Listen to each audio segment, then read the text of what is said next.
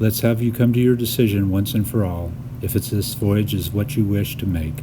Now I'll leave you for a moment. But she will not release me so easily. One word more before you go, boatman, she says.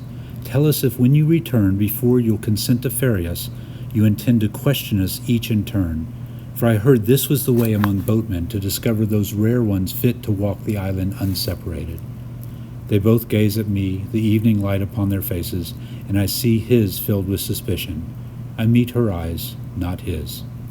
Good lady, I say, I'm grateful for this reminder. In my haste I may easily have neglected what I'm bound by custom to do. It's as you say, yet in this case only for the sake of tradition. For as I said, I saw from the first how you were a pair tied by an extraordinary devotion. Now excuse me, friends, for my time grows short. Have your decision for my return. So I left them then, and walked across the evening shore till the waves grew loud and the pebbles turned underfoot to wet sand. Whenever I looked back at them, I saw the same sight, if each time a little smaller. The gray old man crouched in solemn conference before his woman. Of her I could see little, for the rock she leant against on hid all but the rise and fall of her hand as she spoke. A devoted couple, but I had my duty, and I went on to the cave and the oar. When I came back to them, the oar upon my shoulder, I could see their decision in their eyes even before he said, We ask you to take us to the island, boatman. Then let's hasten to the boat, for I'm already much delayed. I move away, though to hurry towards the waves, but then I turn back, saying, but wait. We must first go through this foolish ritual. Then, friends, let me propose this. Good sir, if you'd rise now and walk a little way away from us, once you're out of hearing, I'll speak briefly with your gentle wife. She needn't stir from where she sits. Then in time I'll come to you wherever you stand on this beach. We'll soon be done and return here to fetch this good lady to the boat. He stares at me, a part of him now longing to trust me. He says at last, Very well, boatman, I'll wander a moment upon the shore. Then to his woman, We'll be parted but an instant, princess.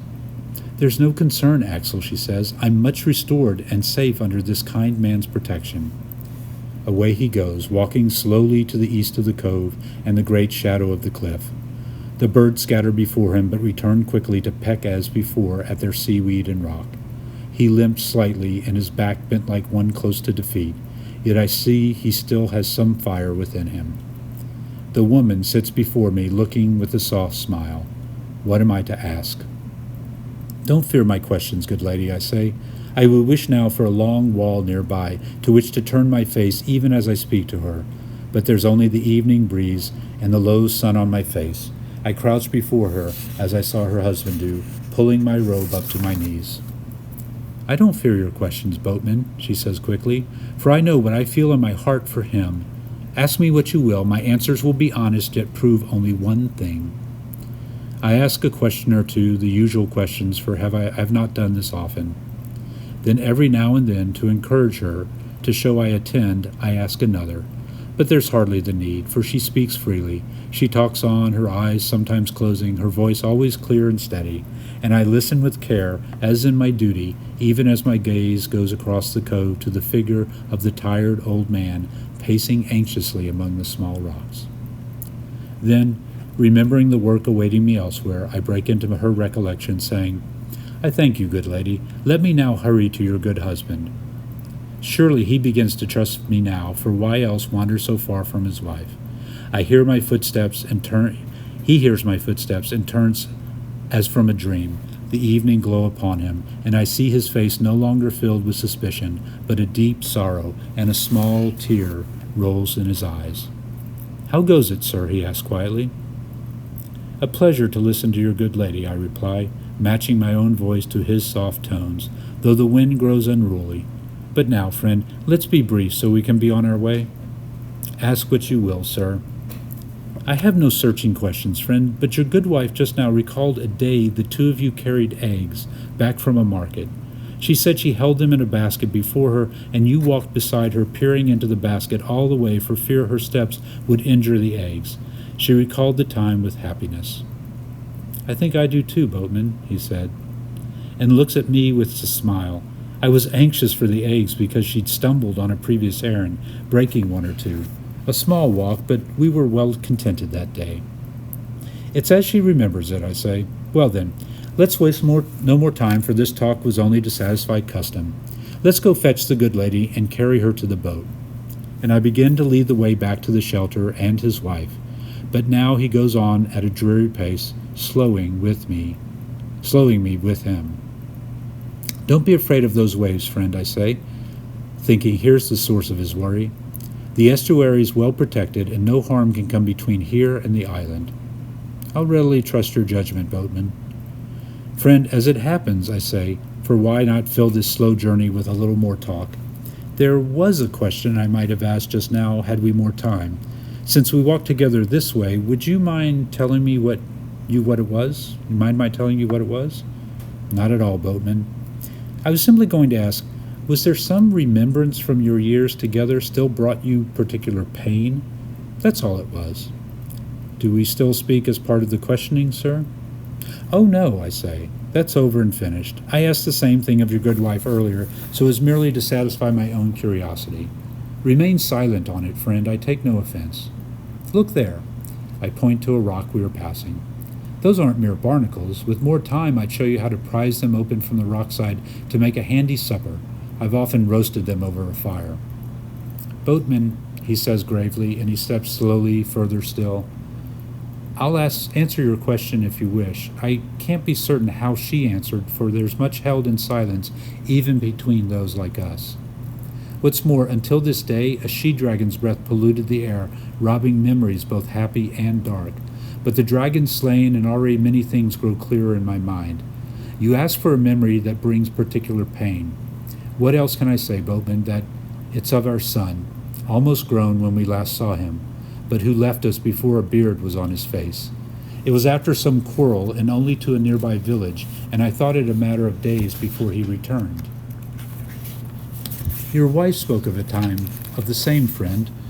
I tell him, and he said she's to blame for his leaving. If she convicts herself for the first part of it, there's plenty to lay at my door for the next. For it's true, there was a small moment that she was unfaithful to me. It may be, boatman, I did something to drive her to the arms of another, or was it that what I failed to say or to do? It's all distant now, like a bird flown by, become a speck in the sky. But our son was witness to its bitterness, and at an age too old to be fooled with soft words, yet too young to know the many strange ways of our hearts. He left, vowing never to return, and was still away from us when she and I were happily married and reunited. This part your wife told me, and how soon after came news of your good son taken by the plague, so that swept through the country. My own parents were lost in that same plague, friend, and I remember it well. But why blame yourself for it? A plague sent by God or the devil, but what fault lies with you in it? I forbade her to go to the grave, boatman. It's a cruel thing. She wished for us to go together to where he rested, but I would not have it. Now many years have passed, and it's only a few days ago that we set off to find it. And by then the she-dragon's mist had robbed us of any clear knowledge of what we sought. And so that's it, I say. That part your wife was shy to reveal. So it was you that stopped her visiting his grave. A cruel thing I did, sir, and a darker betrayal than the small infidelity cuckolded me a month or two. What did you hope to gain, sir, preventing not just your wife but even yourself grieving at your son's resting place? Gain? There was nothing to gain, boatman. It was just foolishness and pride, and whatever else lurks in the depths of a man's heart. Perhaps it was a craving to punish, sir. I spoke and acted forgiveness, yet kept locked through long years some small chamber in my heart that yearned for vengeance. A petty and black thing I did to her, and to my son also. I thank you for confiding this, friend, I said to him, and perhaps it's as well. For though this talk intrudes in no part on my duty, and we speak now as two companions passing the day, I confess there was before a small unease in my mind, a feeling I'd yet to hear all there was. Now I'm able to row you with carefree contentment.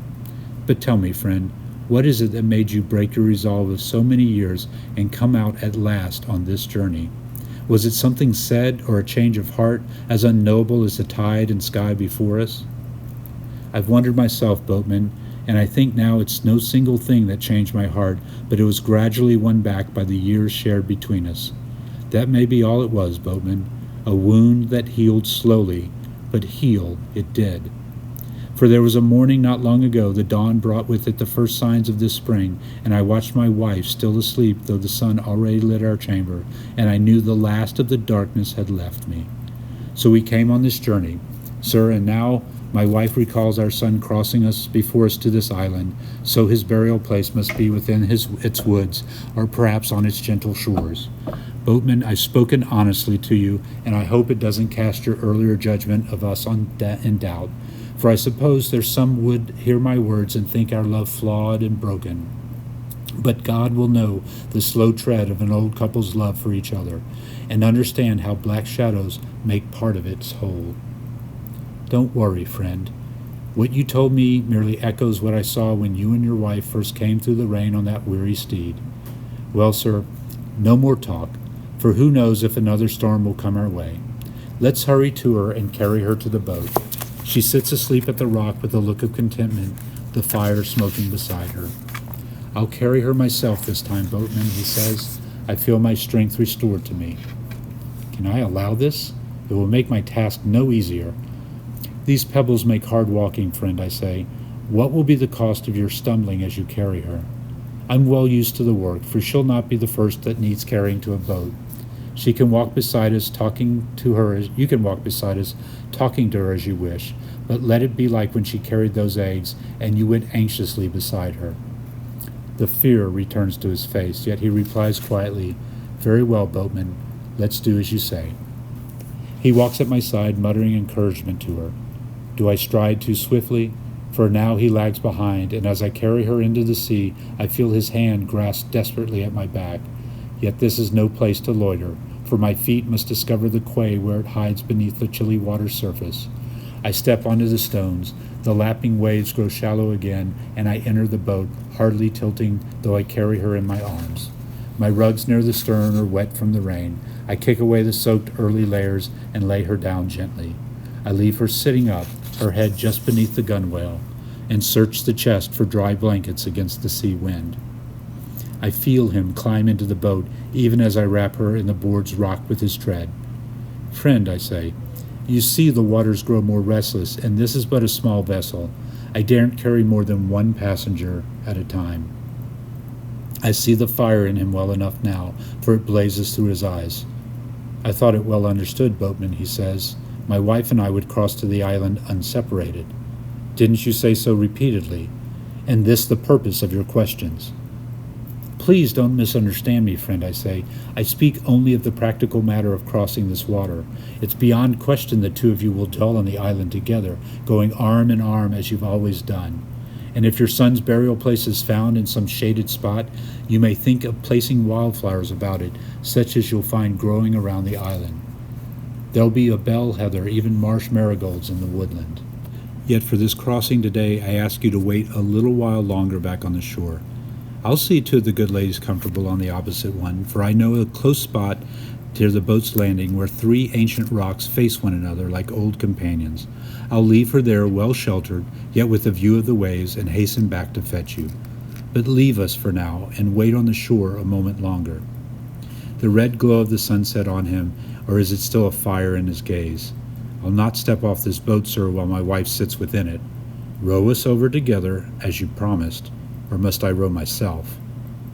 I hold the oar, sir, and it remains my duty to pronounce how many ride with me in this vessel. Can it be, despite our recent friendship, that you suspect some foul trickery? Do you fear I'll not return for you? I accuse you of nothing, sir, yet many rumors abound of boatmen and their ways. I mean no offense, but beg you take us both now, with no more dallying.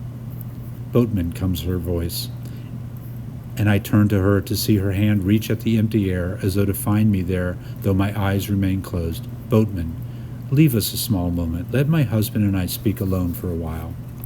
Dare I leave the boat to them? Yet surely she now speaks for me.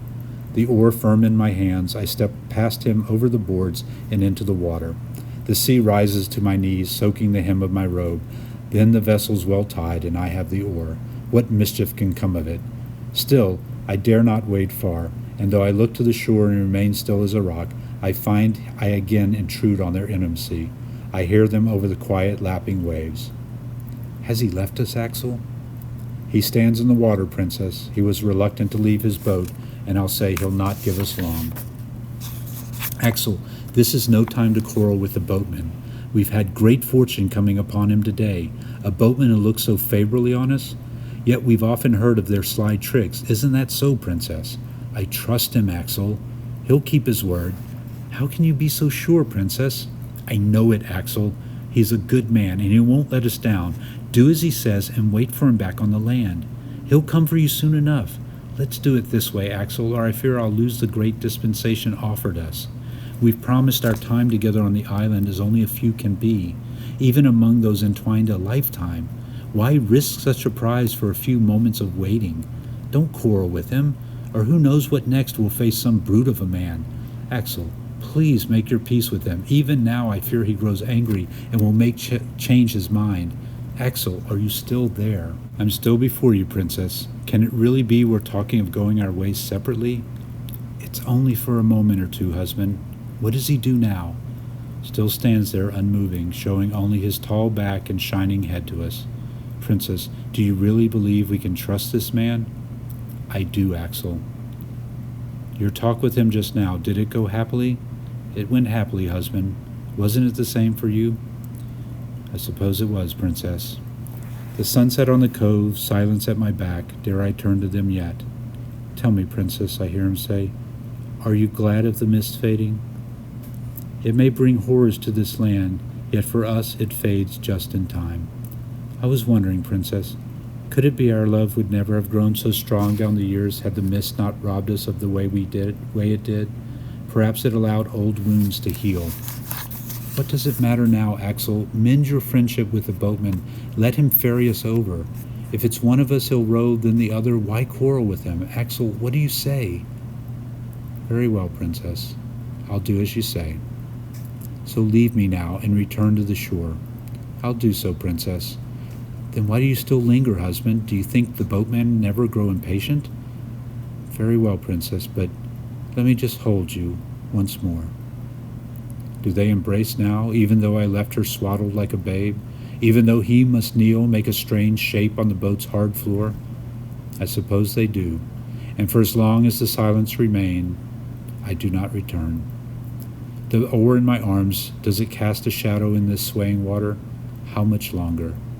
At last their voices return. We'll talk no more on the island, Princess. We'll talk more on the island, Princess, he says. We'll do that, Axel, and with the mist gone, we'll have plenty of talk to talk of. Does the boatman still stand in the water? He does, Princess. I'll go now and make my peace with him. Farewell, then, Axel. Farewell, my one true love. I hear him coming through the water. Does he intend a word for me? He spoke of mending our friendship, yet when I turn, he does not look my way, only to the land and the low sun on the cove, and neither do I search for his eye. He wades on past me, not glancing back. Wait for me on the shore, friend, I say quietly, but he does not hear, and he wades on.